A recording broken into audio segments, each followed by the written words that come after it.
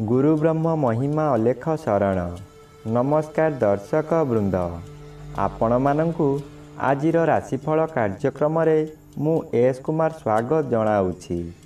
प्रतिदिन निजर राशिफल जानिबा पई गुरुकृपा यूट्यूब चैनल को सब्सक्राइब करंतु और पाखरे थिबा बेल आइकन को प्रेस करी ऑल नोटिफिकेशन ऑन करी दियंतु, जहा फल रे आमे जेते बेले वीडियो अपलोड करिवो प्रथमे आपण वीडियो देखि पारिबे।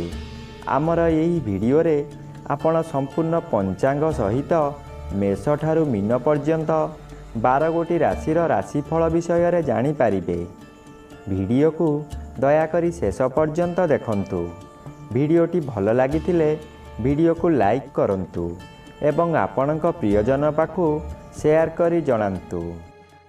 एबे आसंतु जानिबा आज दिनर संपूर्ण पंचांग विषय। आज 2025 मसीहा अक्टोबर मास 30 तारीख गुरुवार, दिल्ली स्वराब्द सन 1433 साल, स्वाधीन भारताब्द 79 वर्ष, महिमाद 198 वर्ष, उत्कल गजपति श्री श्री गजपति दिव्यसिंहदेव महाराजांकर 69 अंक, सौरस्व कार्तिक मास 13 दिन, चांद्रमते कार्तिक शुक्ल पक्ष नवमी तिथि, शेष रात्रि 4 घंटा 25 मिनिट पर्यंत।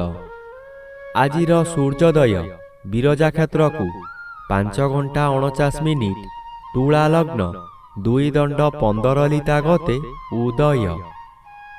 आजिर सूर्यास्त बिरजा क्षेत्र को 5 घंटा 8 मिनिट, मेष लग्न 1 दंड 48 लिता गते अस्त। आज मकर चंद्र रात्रि 2 घंटा 24 मिनिट पर्यंत, एहा परे कुंभ चंद्र, श्रवणा नक्षत्र दिवा 2 घंटा 9 मिनिट पर्यंत। आज जन्मित शिशुर मकर राशि शूद्र वर्ण देवगण, दिवा 2 घंटा 9 मिनिट गते दानवगण एवं रात्रि 2 घंटा 24 मिनिट गते कुंभ राशि शूद्र वर्ण दानवगण। आज मृत व्यक्तिर पुष्कर दोष नाही। निषिद्ध खाद्य आज लाउ भोजन निषेध अटे। आजिर अमृत जोग प्रातरु दिवा 7 घंटा 25 मिनिट मध्य, दिवा 1 घंटा 49 मिनिट गते 2 घंटा 25 मिनिट मध्य, संध्या 5 घंटा 54 मिनिट गते रात्रि 9 घंटा 6 मिनिट मध्य, रात्रि 11 घंटा 30 मिनिट गते 2 घंटा 50 मिनिट मध्य एवं शेष रात्रि 3 घंटा 33 मिनिट गते 5 घंटा 49 मिनिट मध्य। आजिर महेंद्र जोग नाही। आजिर काल बेला एवं 12 बेला, दिवा 2 घंटा 48 मिनिट गते अपराह्न 5 घंटा 8 मिनिट मध्य। आजिर काल रात्रि रात्रि 11 घंटा 9 मिनिट गते 1 घंटा 3 मिनिट मध्य। आजिर राहु काल मध्याह्न 1 घंटा 30 मिनिट ठारू अपराह्न 3 घंटा मध्य। आज सिंह राशिर घात चंद्र, दिवा 2 घंटा 9 मिनिट मध्य, कन्या राशिर घात नक्षत्र, सिंह राशिर घात तिथि, तुला राशि और कुंभ राशिर घात बार। प्रिय बंधुगण, एबे आसंतु जानिबा मेष ठारू मीन पर्यंत 12 गोटी राशिर राशिफल विषय रे। राशि चक्रर प्रथम राशि मेष राशि। आज मेष राशि जन्मित व्यक्ति मानक सकाशे सप्तम रवि अशुभ और दशम चंद्र बाधा प्राप्त अछंती अशुभ फल प्रदान करिवे। कर्म क्षेत्र रे अपजस अपमान मिलिब। दुर्नाम आपणकर पीछा छाड़िब नाही। सफलता पाउथिबा कार्यरु विफलता मिलिब।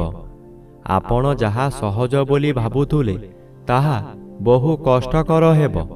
एते कष्टरे थाई मध्य परिवार सकाशे चिंतित रहिबे। बाध्य होई खर्च उपरे खर्च करिवे ओ करज करिबाकू बाध्य हेबे। ଏବେ ଆସନ୍ତୁ ଜାଣିବା ରାଶିଚକ୍ରର ଦ୍ୱିତୀୟ ରାଶି ବୃଷ ରାଶି ବିଷୟରେ। ଆଜି ବୃଷ ରାଶି ଜନ୍ମିତ ବ୍ୟକ୍ତିମାନଙ୍କ ସକାଶେ ଷଷ୍ଠ ରବି ଶୁଭ ଓ ନବମ ସ୍ଥାନରେ ଚନ୍ଦ୍ର ଗୋଚର କରୁଛନ୍ତି। ଶୁଭ ଫଳ ମିଳିବ। ନବମ ଚନ୍ଦ୍ର ଶୁଭ କର୍ମ କରାଇବ। ଆପଣ ଯେଉଁ କର୍ମ ପୂର୍ବରୁ ଆରମ୍ଭ କରିଥିଲେ ସେ କାର୍ଯ୍ୟ ଏହି ସମୟରେ ପୂରଣ ହୋଇଯିବ। ପୂଜାପାଠ ଓ ଗୁରୁ ଭକ୍ତିରେ ମନୋନିବେଶ କରିବେ। କୌଣସି ଅନୁଷ୍ଠାନରେ ବହୁ ଆର୍ଥିକ ସାହାଯ୍ୟ କରିପାରନ୍ତି। ବିଭିନ୍ନ ମହଲରୁ ପ୍ରଶଂସା ମିଳିବ। ପରିବାରର ଗୁରୁଜନମାନେ ଆଶୀର୍ବାଦ କରିବେ। ଏବେ ଆସନ୍ତୁ ଜାଣିବା ରାଶିଚକ୍ରର ତୃତୀୟ ରାଶି ମିଥୁନ ରାଶି ବିଷୟରେ।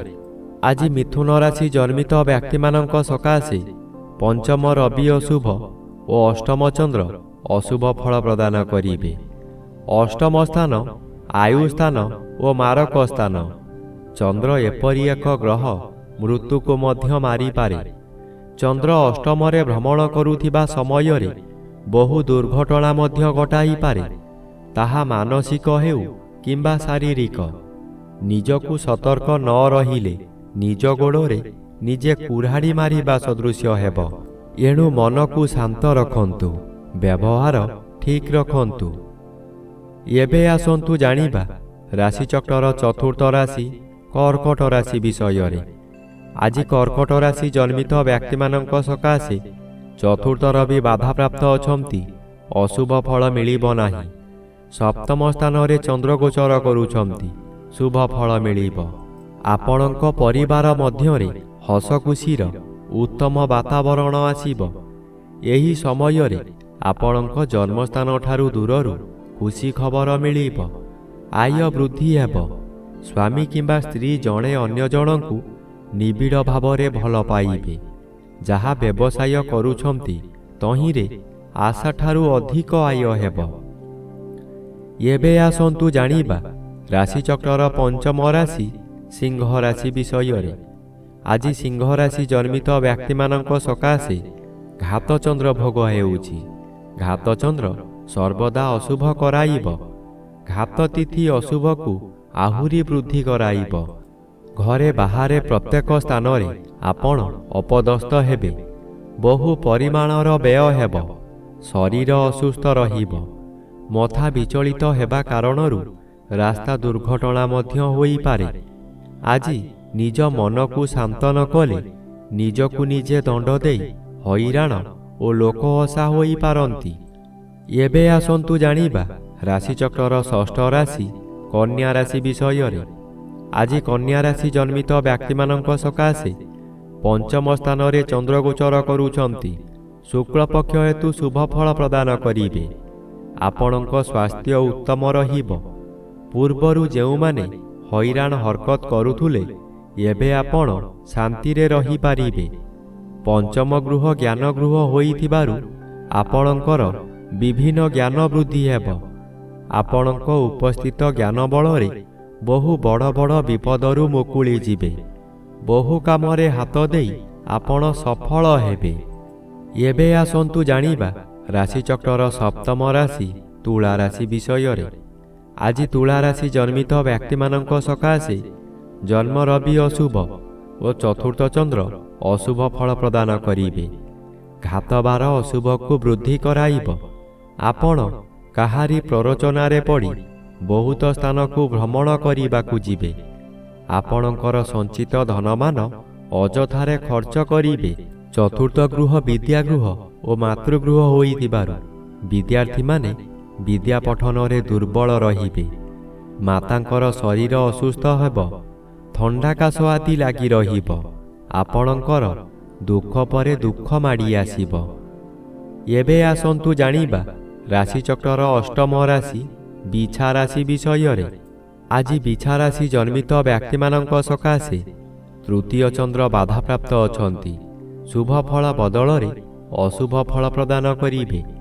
ହଠାତ୍ କେଉଁଠାରୁ ଦୁଃଖଦାୟକ ଖବର ପାଇ ବାଧ୍ୟ ହେବେ ଧନ ବ୍ୟୟ କରିବାକୁ।